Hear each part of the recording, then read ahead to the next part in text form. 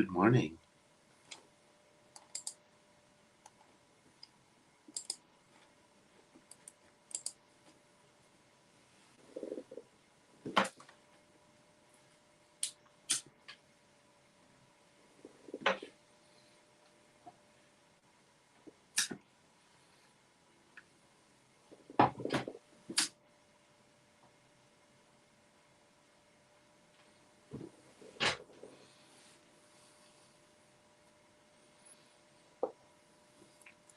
Welcome to our 6 a.m.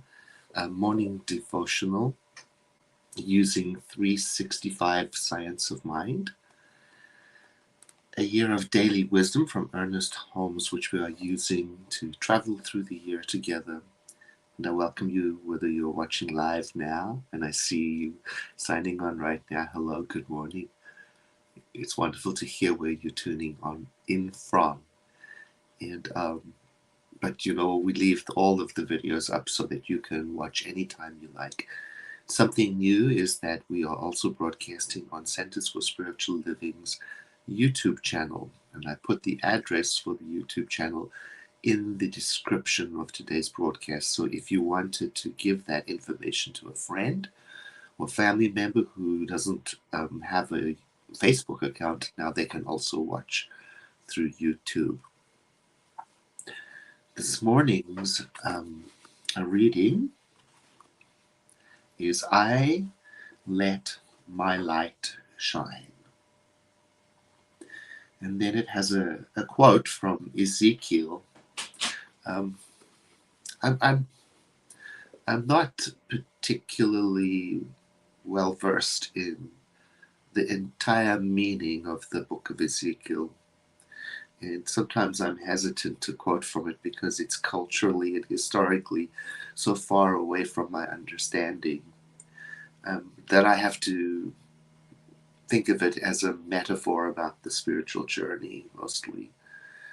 Ezekiel to me is a book of, well, particularly this chapter, it's a book of restoration. It's about,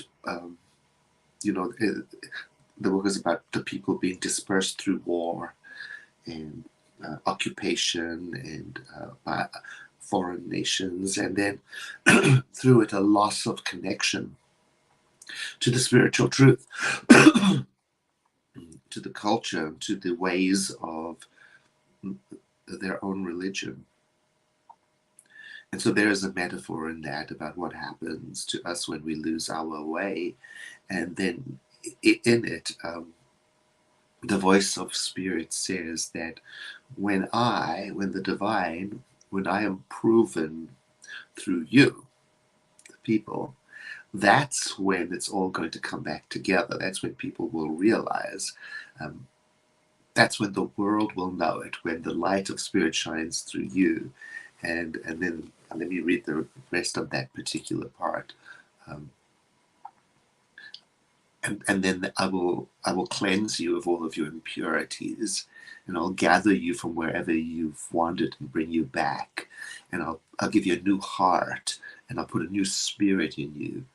And I will put my spirit back in you, and I will move you from within to follow the ways of your spiritual tradition. So there is something in that, even though I don't understand the cultural reference and the history of the time, I can understand that time when I, maybe to wander afar or lose my way or forget my path, and then coming back, I am restored. And this daily devotion that we are enjoying together is a way of coming back and being restored.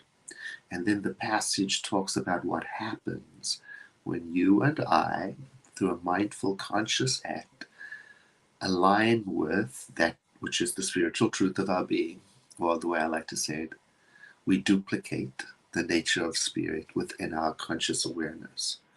So when we contemplate what the divine is, and we started early in January, we've got some momentum going. The idea is that we begin to emanate something. A light glows within us. A presence makes its known. So not only for our sake, but for the sake of the world too. So there is a kind of social activism in doing spiritual practice, because what happens is we transform ourselves so that we may be a beneficial presence in the world, so that we bring more of what we discover within to the without. Here's how Dr. Holmes says it. People who spend a great deal of time in prayer, meditation, or communion with the Spirit gradually take on a new atmosphere, a new sweetness, a love and light that all others come to sense. Now, I wonder if you've noticed that for yourself, having been practicing now for almost 2 months. Have other people noticed something about you? I've heard from many of you saying you've noticed about yourself. And I wonder how that's going for you in your family or your workplace. Are other people noticing?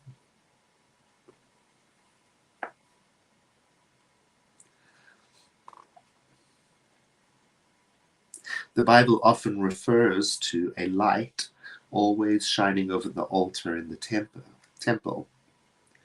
This light, of course, is a symbol of the life that is never extinguished. The light of Jesus has been sensed by artists so completely that they've depicted it as an aura, an atmosphere of light. Well, that image caused me to think about lighting the candles and the idea that this practice is like lighting a candle within. It's not an exact metaphor, but I think you appreciate it. Through our practice, we are illuminating from within, or again, duplicating the light of spirit within, and bringing that into conscious expression in the world. And we do it so early in the morning. I see some comments about the earliness of it. Well, I know why I do it so early, and I've mentioned that for me, it's because I want to get into the right groove, on the right track before the day gets a hold of me. I want to be tuned in, plugged in, switched on to the right thing before I read the news, before I read the emails, before I anything. Now, of course, different times work for different people. And so whenever is your correct time, that's the correct time for you. Talking of this light, Dr. Holmes says it's real. It's a real light. There is a light at the center of everything. It is the stuff, the divine stuff that we are made of. And there is nothing outside of this light. Everything exists in it. There is a light at the center of everyone. And I'll add to that, there is a light at the center of your being. And this practice together is our tuning into it.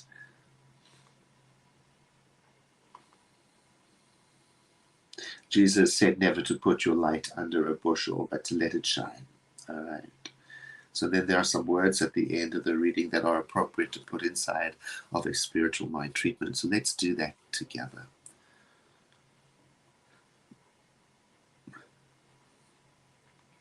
I invite you to take a moment of quietness with me and to let go of everything. Let go even just for this moment of the concerns that may be present for you in your life and in the world. I'm going to be doing that too. I know very well that I'm not abandoning my responsibilities. I'm going to tend to my duties for sure. But for this moment in spiritual practice, I'm going to let go of everything. To be here and now.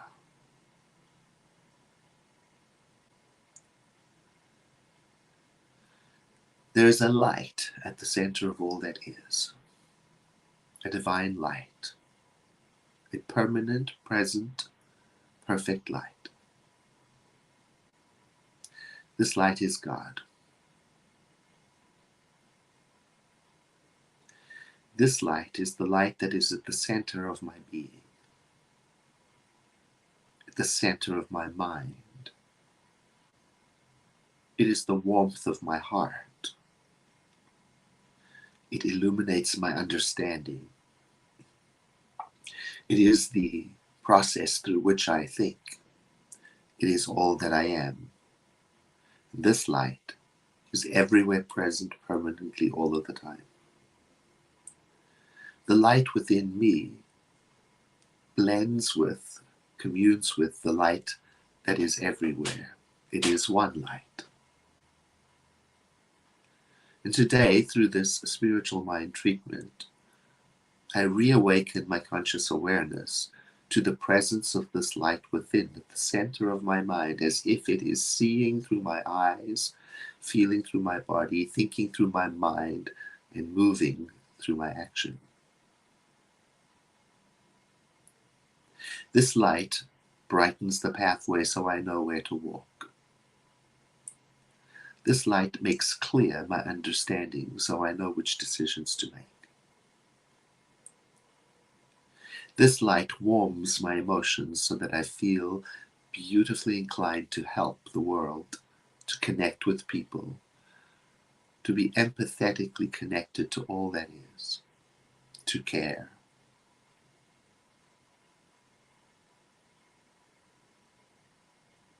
This light within me causes me to know what is mine to do, how to do it, the style in which to do it, and the atmosphere that I create in the world by doing what is mine to do. This light within emanates as a sweetness, a kindness, a clarity, strength. It is the light of the divine.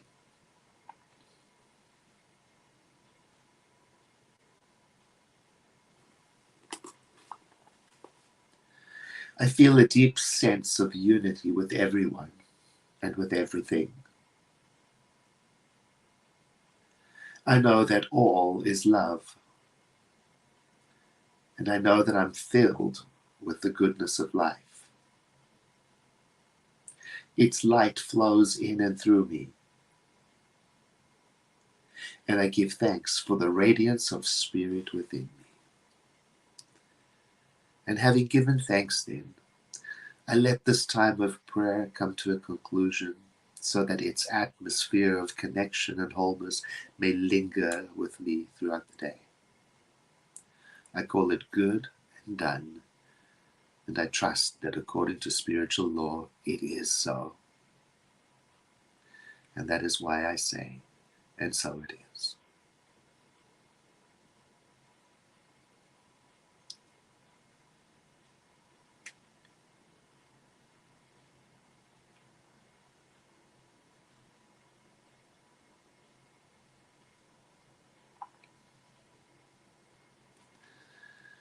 And thank you for joining me this morning.